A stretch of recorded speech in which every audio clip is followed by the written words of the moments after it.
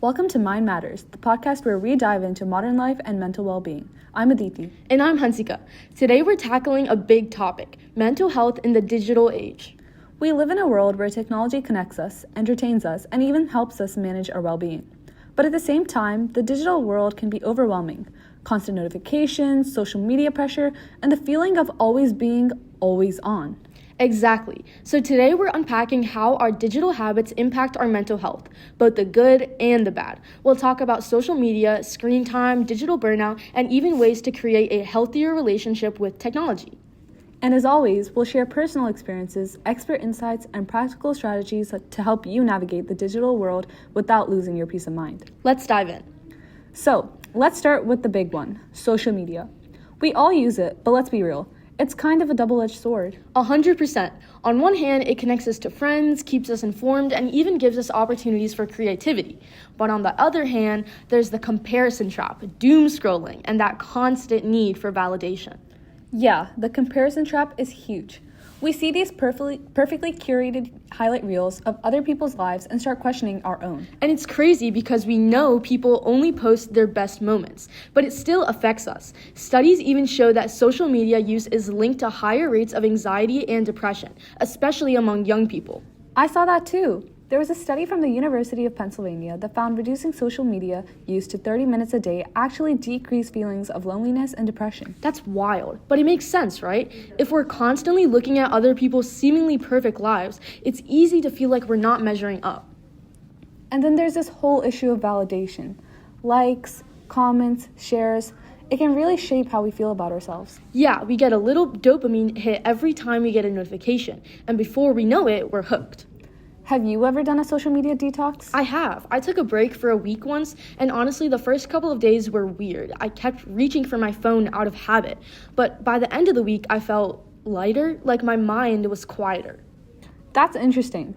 I've tried limiting my time, but it never worked out. Maybe I should. Definitely worth trying. So what can we do to have a healthier relationship with social media? I think setting boundaries is key.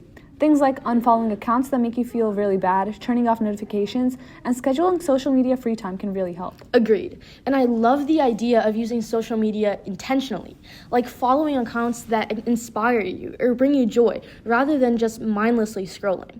I totally agree. Okay, let's move on to another big digital issue, screen time and digital burnout. So Aditi, be honest. How much time do you think you spend on your phone each day? I don't even want to check my screen time report. It's probably 5 or 6 hours. Same. And it's not just our phones. It's our laptops, TVs, tablets. We're constantly looking at screens. And that leads to burnout. Ever feel completely exhausted after a long day, even if you've just been sitting at your desk? All the time.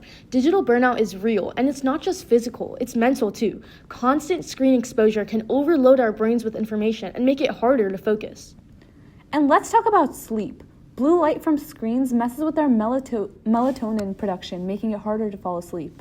I've been guilty of scrolling TikTok in bed, and suddenly it's 2 a.m. Same. That's why I have to try a new screen curfew. No screens an hour before bed. That's smart. Another thing that helps us is the 20-20-20 rule. Every 20 minutes, look away from your screen, and for 20 seconds, something 20 feet away. It helps reduce eye strain. I love that. And taking intentional breaks, like going for a walk or stretching, can help reset your brain. Definitely. Okay, let's talk about another side of technology, how it can actually help our mental health. For all the challenges, technology can be a tool for mental well-being. Absolutely. There are meditation apps, therapy platforms, and even online support groups that make mental health resources more accessible to everyone. My favorite meditation apps are Headspace and Calm. Even 5 minutes of guided breathing can make a huge difference. Same. And teletherapy has been a game changer. It removes a lot of barriers like transportation and even scheduling. Right. And even social media can be positive when used right. There are amazing mental health advocates sharing real, unfiltered experiences. Totally. The key is balance, using tech in ways that support you, not stress you out. All right, let's wrap up with some actionable tips. What are some simple things people can do to improve their digital well-being? First, definitely set screen time limits. Most phones have built-in tools to track and limit usage. Yes, and also be mindful of your digital diet. Consume content that adds value rather than drain you. I love that. Another big one, prioritize real-life connections. Face-to-face interactions are so important. 100%. And don't be afraid to take breaks. Digital detox weekends, or even just a few hours off, can be super refreshing. The small changes add up. The goal isn't to eliminate technology, it's to use it in a way that serves us.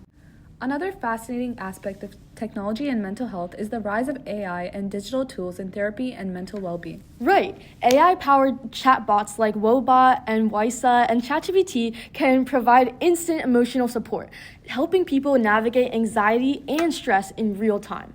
It's amazing how these tools can make mental health resources more accessible, especially for people who might not feel comfortable seeking traditional therapy. Exactly. And then there are wearable devices, smartwatches that track stress levels, heart rate variability, and even sleep patterns to help us better understand our mental and physical health. Yeah, it's like having a mini well-being coach on your wrist, reminding you to breathe, move, or even meditate.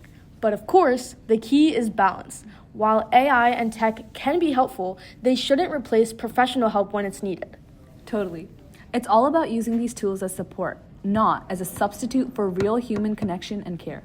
This has been such a great conversation. If there's one takeaway from today's episode, it's that technology isn't inherently good or bad. It's how we use it that matters. Yes, being intentional about our digital habits can make all the difference in maintaining mental well-being. So, whether it's setting screen time limits, curating your social media feed, or even taking a digital detox for a week, small changes can lead to big improvements. And let's not forget about the positives. Tech can connect us, provide support, and even improve mental health when used mindfully. Exactly. So this week, let's all challenge ourselves to be a little bit more mindful of our digital habits. Exactly. And that's a wrap for today's episode. If you enjoyed this discussion, don't forget to subscribe, leave a review, and share it with a friend. And let us know, how do you maintain a healthy relationship with technology? DM us on Instagram at Take2Initiative or drop a comment on YouTube right now. Thanks for tuning in to Mind Matters. Until next time, take care and stay mindful.